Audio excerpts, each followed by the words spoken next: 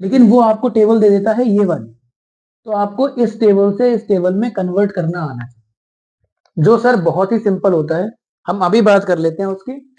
जब भी हमको इंक्लूसिव फॉर्म दे रखी होगी, एक्सक्लूसिव फॉर्म में हमें क्वेश्चन सॉल्व करने हैं, तो इसका मतलब एक्सक्लूसिव फॉर्म हमको निकालनी होगी, तो हम क्या करते हैं। Everyone, welcome back to government academia. आज की क्लास में हम क्लास 10th का या फिर क्लास 9th क्लास 11th, आप किसी भी क्लास में हो, बेसिकली बहुत ही इंपॉर्टेंट टॉपिक जिसका नाम है स्टैटिस्टिक्स, उसको हम स्टार्ट करने वाले हैं। तो इस पर्टिकुलर चैप्टर में आज हम जो बात करेंगे वो इसके बेसिक्स की बात करेंगे, हर एक टर्म के बारे में जानेंगे, हर छोटी छोटी चीजों के बारे में जानेंगे जो हमको लॉन्ग क्वेश्चंस में या फिर बड़े क्वेश्चंस में, जो हमारे एग्जाम पॉइंट ऑफ व्यू से हमारे लिए ज्यादा इंपॉर्टेंट है, चाहे हम मीन निकाल रहे हो, मीडियन निकाल रहे हो, मोड निकाल रहे हो, वो हमारे लिए सुपर इंपॉर्टेंट बैठते हैं। तो उन छोटी छोटी चीजों की हमें बात करनी है, क्योंकि इन्हीं छोटी छोटी चीजों से हमारे पास लॉन्ग क्वेश्चन में गलती होने के चांसेस बनते हैं और हमको चीजें रटनी पड़ती हैं। तो हमारा मेन एम ये रहेगा कि हमको चीजें रटनी ना पड़े, ऑलरेडी हमको चीजें समझ में आए। आज के इस लेक्चर में हम वही बात करेंगे। तो सबसे पहले हम बात करते हैं, सर आपको पता है कि स्टैटिस्टिक्स में हम डेटा की बात करते हैं। डेटा मतलब कि आप कुछ कलेक्शन कर रहे हो किसी चीज का। फॉर एग्जाम्पल, आप क्लास 10th में हो, आपके सर ने आपसे कहा कि भाई क्लास 10th के जितने ही बच्चे हैं उन सबके वेट निकाल के लेके आओ और एक टेबल बना लो उसकी, कि हर बच्चे का वेट क्या है, उसकी हाइट क्या है, उसके प्री बोर्ड में मार्क्स कितने आए हैं, उसके क्लास 9th में मार्क्स कितने आए हैं। तो ये पूरा हमारे पास डिफरेंट डिफरेंट डेटा बन गया। तो इस डेटा की स्टडी को ही या फिर इस डेटा के जो हम काम कर सकते हैं उसको हम क्या बोलते हैं, उस पर्टिकुलर ब्रांच ऑफ मैथमेटिक्स को हम बोलते हैं स्टैटिस्टिक्स। बात खत्म है। ये बेसिक सा फंडा है। अब बात आती है सिंपल सा कि भैया डाटा डेटा की जो हमने बात करी है वो एक्चुअली में होता क्या है, वो समझ गए। उसके अलावा कितने कितने टाइप का हो सकता है। तो जो हमको बात करनी है डेटा में, वो सर रॉ डेटा और ग्रुप डेटा की बात करनी है। और तीसरा एक और आता है हमारे पास एरे। पहले समझते हैं। देखो भाई, रॉ डेटा बोलूं या फिर अनग्रुप डेटा बोलूं, तो इसका मतलब क्या है कि आपको जैसे डेटा मिला है सामने से, आपने उसको वैसे ही प्रेजेंट कर दिया, वही आपका फाइनल काम हो गया। मतलब जैसे मेरे पास 10 बच्चों के मार्क्स आए, सर 10 बच्चों में किसी के मार्क्स आ रहे हैं 5, किसी के मार्क्स आ रहे हैं 15, किसी के मार्क्स आ रहे हैं 25। मैंने सबको अलग अलग लिख दिया कि भाई ए के मार्क्स आ रहे हैं 10, बी के मार्क्स आ रहे हैं 30, सी के मार्क्स आ रहे हैं 40, 50, 60, 55, 53, कुछ भी नंबर आ रहे हो, तो वहां पे मैंने जो डेटा लिखा है वो एज इट इज लिखा। तो उस पर्टिकुलर केस में हमारा डेटा होगा वो होगा अनग्रुप्ड या फिर रॉ डेटा। और अगर उसी डेटा को मैं अरेंज कर दूं इन आइदर असेंडिंग ऑर्डर और डिसेंडिंग ऑर्डर, अगर मैं उसको असेंडिंग ऑर्डर या फिर डिसेंडिंग ऑर्डर में अरेंज कर देता हूं, तो अब वही रॉ डेटा किसमें कन्वर्ट हो जाएगा, सर वो हमारा कन्वर्ट हो जाएगा एरे के अंदर। और तीसरा हमारे पास टाइप आता है जो है ग्रुप डेटा। जैसे कि नाम ही सजेस्ट कर रहा है कि आपने उस डेटा की ग्रुपिंग कर ली।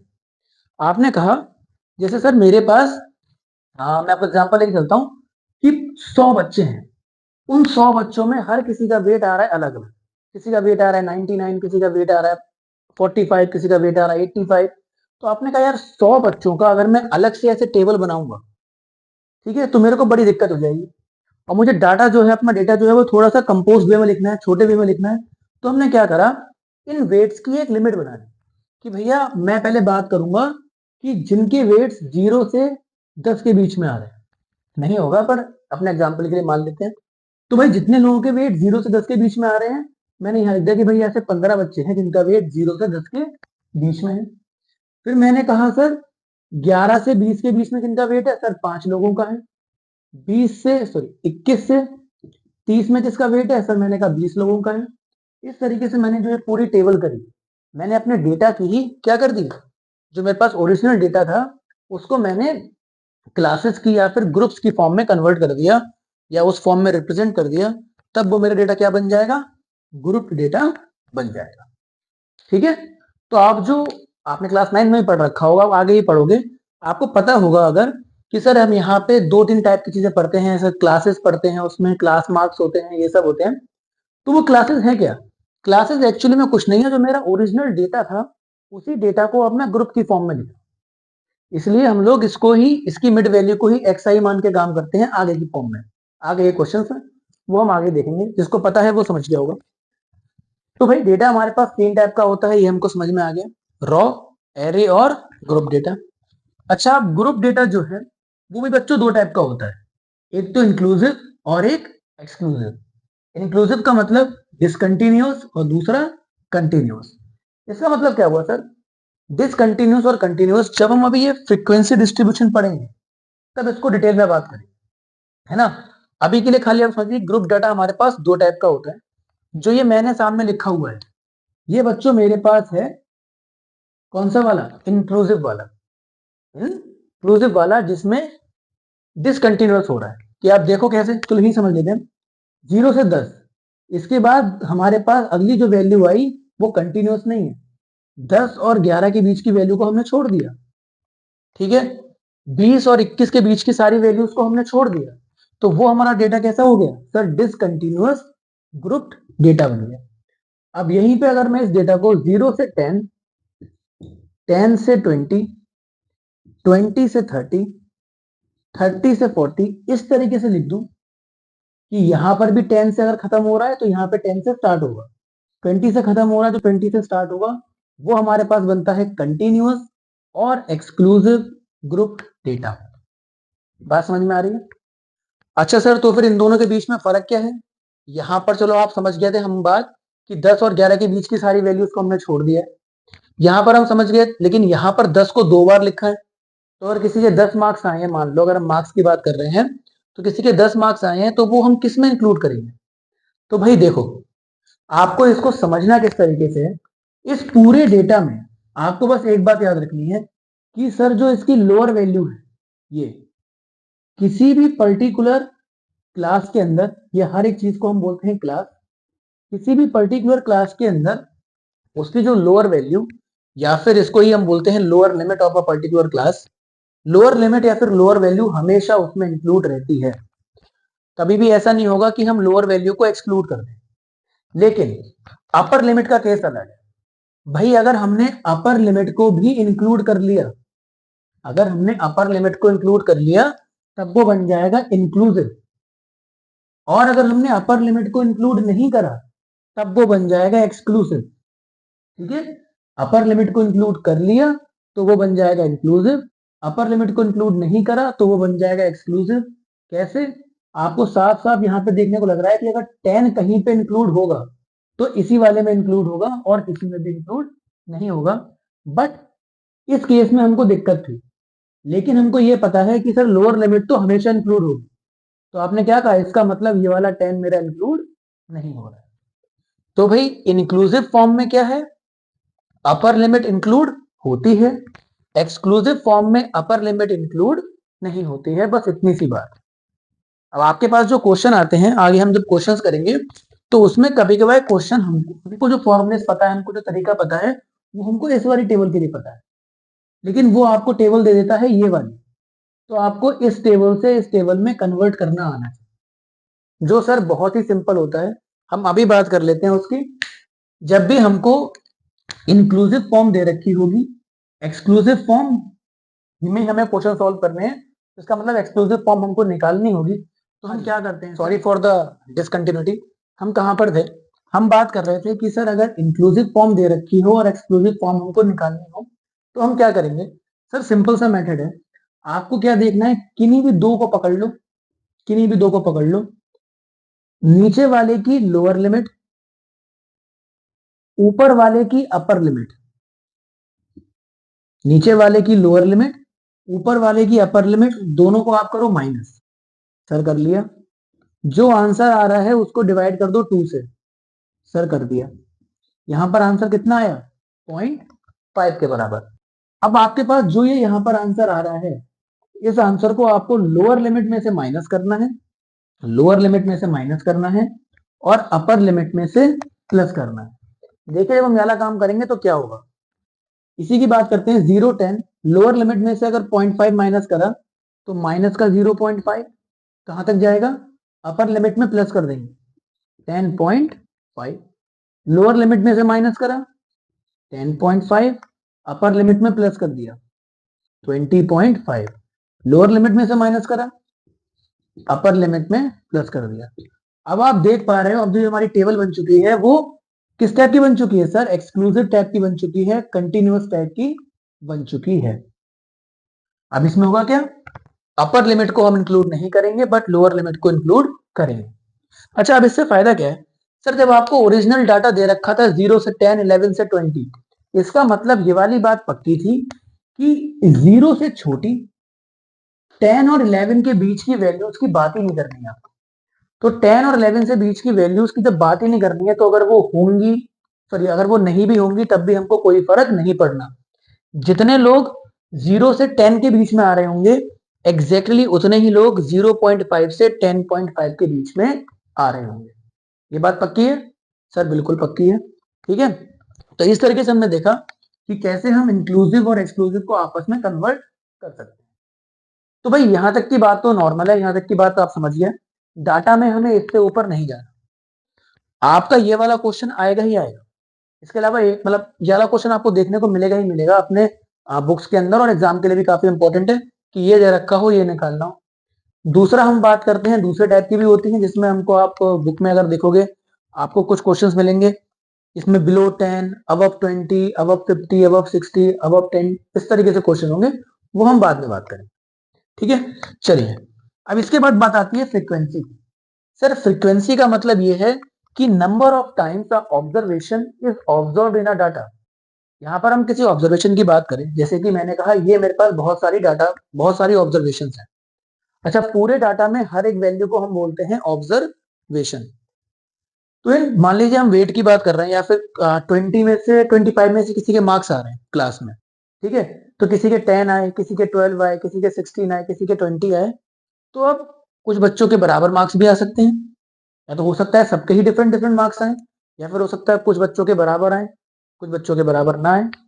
तो अगर मैं बात करूं जैसे कि यहाँ पे 13, दो बच्चों के मार्क्स 13 आ गए, तो 13 बच्चों कितनी बार आया सर? 13 आया है हमारे पास 2 बार।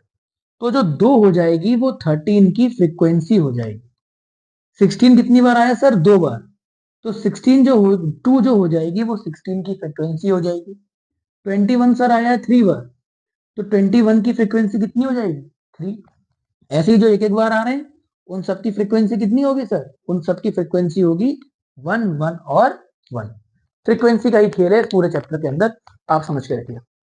बाद में बात आती है फ्रीक्वेंसी डिस्ट्रीब्यूशन की। सर फ्रीक्वेंसी डिस्ट्रीब्यूशन क्या है? आपने एक टेबुलर अरेंजमेंट बनाया, आपने टेबल्स बनाए, और टेबल आपने इस तरीके से बनाई कि एक तरफ तो आपने लिखी ऑब्जर्वेशन और एक तरफ आपने लिखी उनकी फ्रीक्वेंसी। अगर मैं बात करूं, जैसे कि एक एग्जांपल लेते हैं,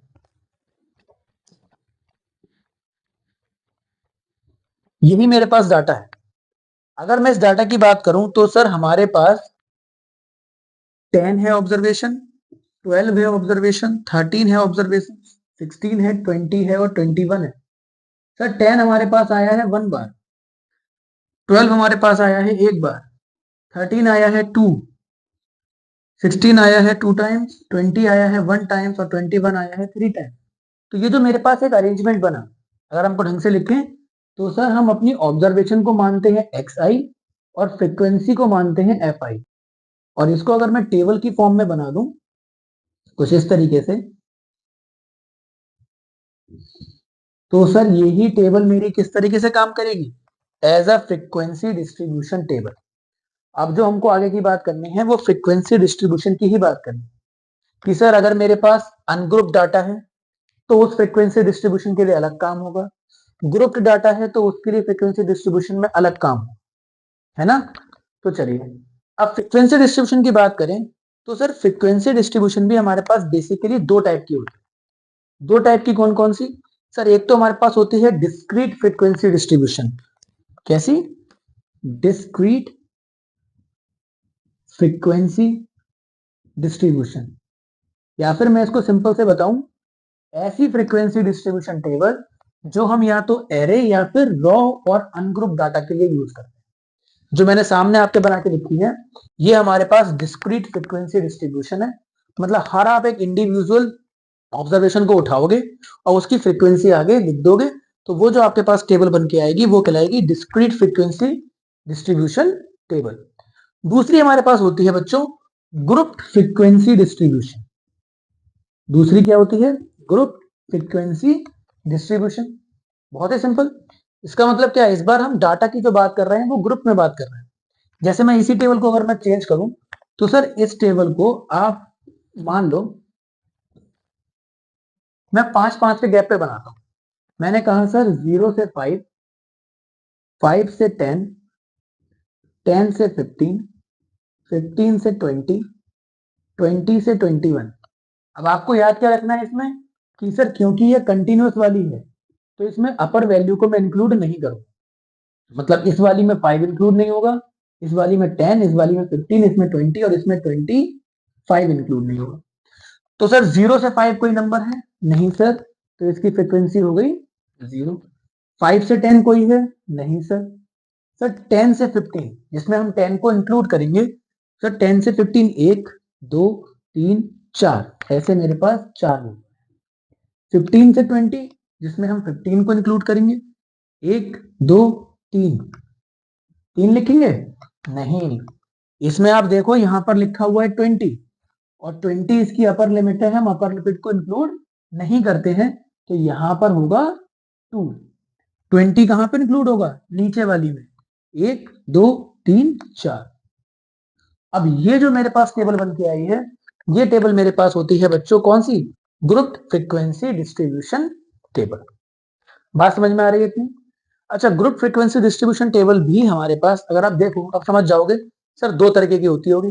अगर आपने डिसकंटिन्यूअस लिखा है डाटा को तो हमारे पास इंक्लूसिव फॉर्म बन जाएगी वो उसकी, कंटिन्यूअस लिखा है तो एक्सक्लूसिव फॉर्म बन जाएगी। ये हमारे पास सिंपल सा था कि डाटा और फ्रीक्वेंसी टेबल क्या होती है पूरा का पूरा। इसके अलावा कुछ टाइप की और आती हैं, उसके बाद आपका बेसिक खत्म हो जाएगा। आपको अब ऐसा कोई क्वेश्चन नहीं लगेगा कि सर इस क्वेश्चन में ये क्या दे दिया, ये तो हम पहली बार देख रहे हैं। आज का लेक्चर के बाद में आप ये कहोगे कि ऑलमोस्ट हर क्वेश्चन जो है वो हमने देखा दिखाया है, अब उसको करना कैसे है वो तो हम उस पर्टिकुलर टॉपिक में ही सीखेंगे कि मीन कैसे निकालेंगे, मीडियन कैसे निकालेंगे, मॉड कैसे निकालेंगे, वो हम तब का तब बात करेंगे। अच्छा, हम जब नेक्स्ट लेक्चर से मीन मीडियन मोड की बात करेंगे तो हमको याद क्या रखना है कि मैं जब आपको मीन मीडियन मोड कराऊंगा तो हम हर टेबल के लिए बात करेंगे। सबसे पहले बात करेंगे सर हम रॉ डाटा या फिर सिंपल सा बोलूं अनग्रुप डाटा जिसमें हमारी बनेगी डिस्क्रीट फ्रीक्वेंसी डिस्ट्रीब्यूशन। उसके लिए क्या होगा, उसके लिए फॉर्मूला क्या होगा, उस फॉर्मूले को हम कन्वर्ट करेंगे किसके लिए? सर उस फॉर्मूले को हम कन्वर्ट करेंगे अपने ग्रुप डाटा वाले के लिए। और कैसे कन्वर्ट करेंगे, क्यों उसमें वैल्यूज आ रही हैं, क्या क्या मेथड है, उन सब के बारे में हम डिटेल में बात करेंगे ताकि हमको ज्यादा रटना ना पड़े। वही हमारे लिए मुश्किल होता है कि सर बहुत फॉर्मूले हैं कितने कितने रटें। तो चलो भाई, हमने बात करी दो टाइप की टेबल और है हमारे पास। तो बच्चों हमारे पास दो टाइप की टेबल्स और रहेंगी। ठीक है, एक हमारे पास टेबल आती है अबव या फिर मोर देन वाली, एक हमारे पास टेबल आती है बिलो या फिर लेस देन वाली। ठीक है, पहले हम अबव वाली देखते हैं फिर हम बिलो वाली देखते हैं। अब इन टेबल्स में क्या है, इनमें आपको काम ही पहला ये होता है कि आप इनको कंटिन्यूअस के अंदर चेंज करो। हमको पता है कि अगर डिसकंटिन्यूअस में भी चेंज करेंगे तब भी हमको कंटिन्यूअस में वापस चेंज करना पड़ेगा, बिकॉज मैंने आपको बताया कि आपको सारे क्वेश्चंस के जो फॉर्मुलेस वगैरह हैं वो कंटिन्यूअस के लिए ही यूज करने हैं। इसमें हम देखते हैं, इसके बाद में जब हम अभी हम बिलो वाली की बात करेंगे तो जो भी छोटी मोटी टर्म्स रह गई हैं, छोटी मोटी पॉइंट्स रह गए हैं, वो हम उसमें अपना डिस्कस कर लेंगे। तो भाई देखिए इसमें क्या है, आपको समझना पड़ेगा कि सर अबव 60 का मतलब आप देख रहे हो यहाँ पे 10-10 का गैप बन रहा है। तो आप यहाँ पर जो अपना क्लास इंटरवल लोगे, ठीक है, अलग से टेबल बनाएंगे। 60 से हम ले लेते हैं पहली 70, दूसरा 50 से 60, सर तीसरा क्या है 40 से 50,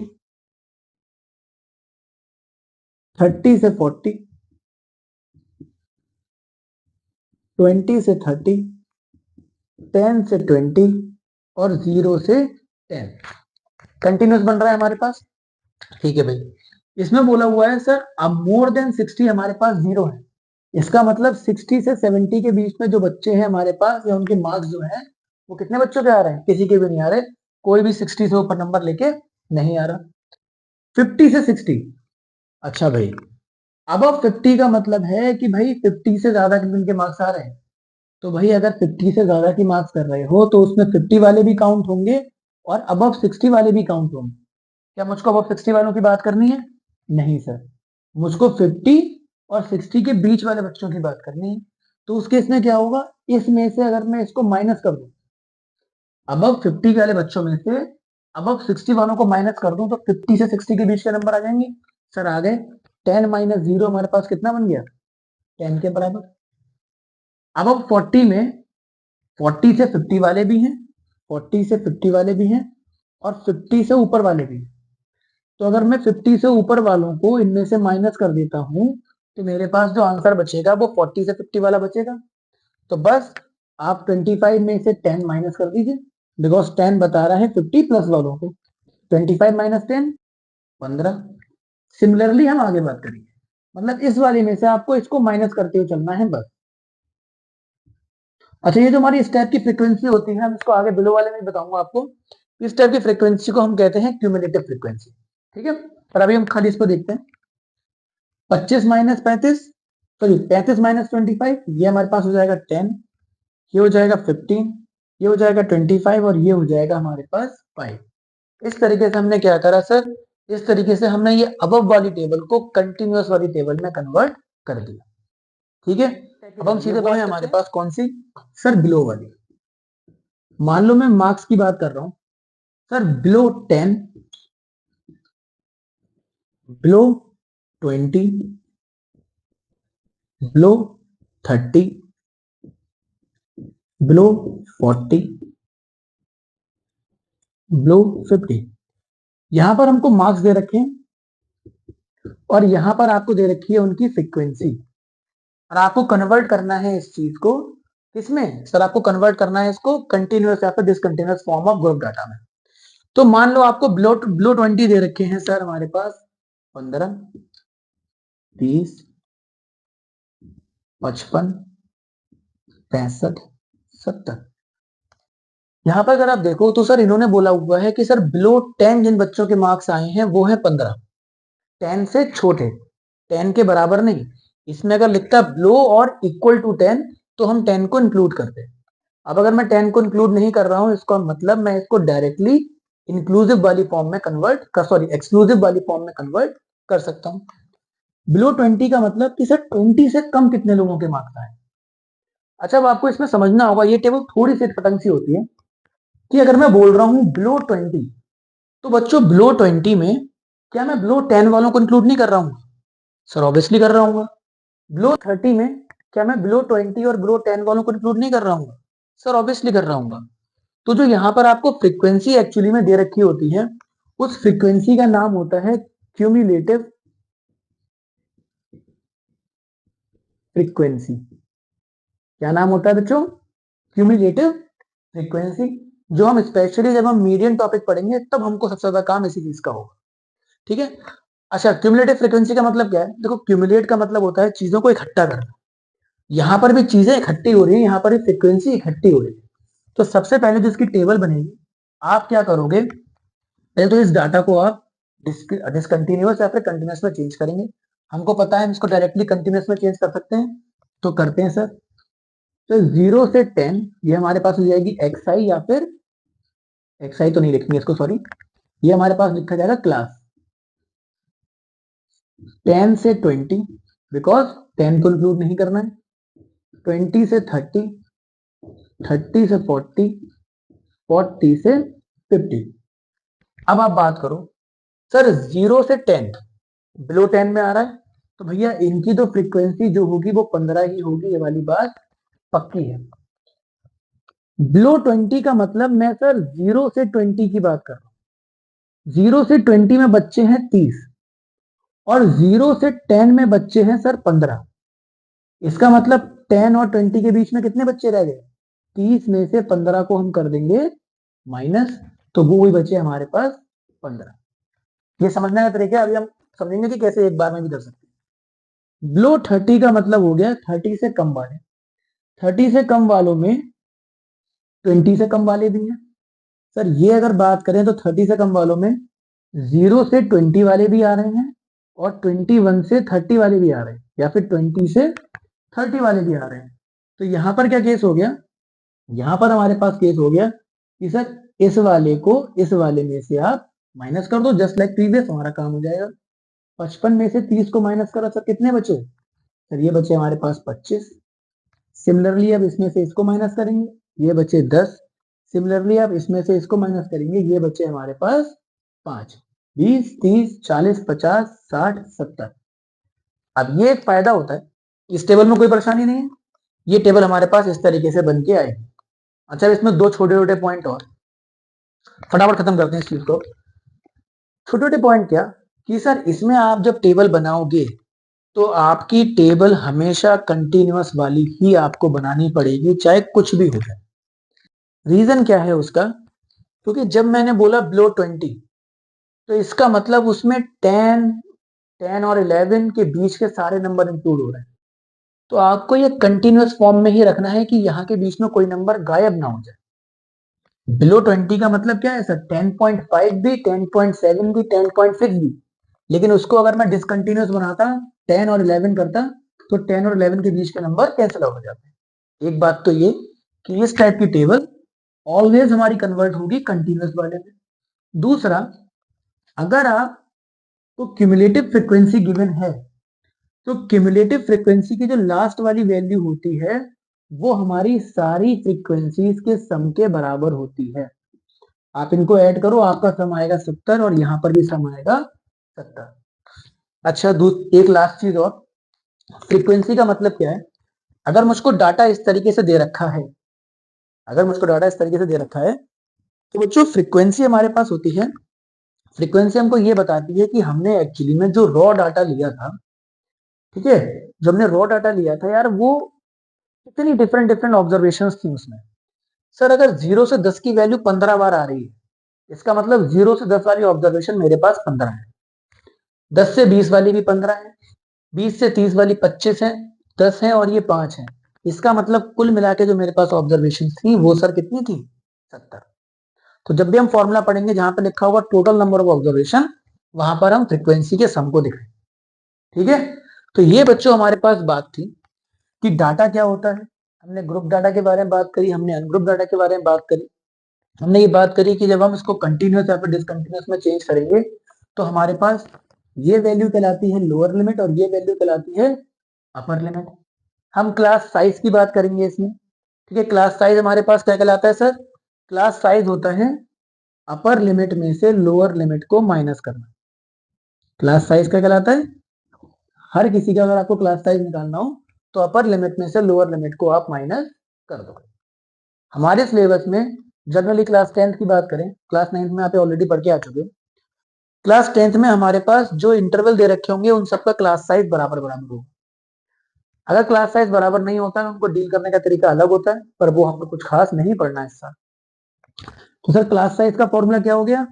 upper limit minus lower limit.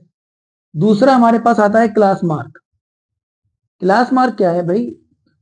अगर मुझे इनमें से बता रहा हूं मैं, पूरा रेंज ना लेके 0 से 10 की ना लेके किसी एक वैल्यू की बात करूं, मैंने कहा सर इनमें से मैं एक वैल्यू को उठा लूं और वो एक पर्टिकुलर वैल्यू ही इस पूरी फ्रीक्वेंसी डिस्ट्रीब्यूशन को डिफाइन कर रही हो इस पर्टिकुलर क्लास इंटरवल के लिए।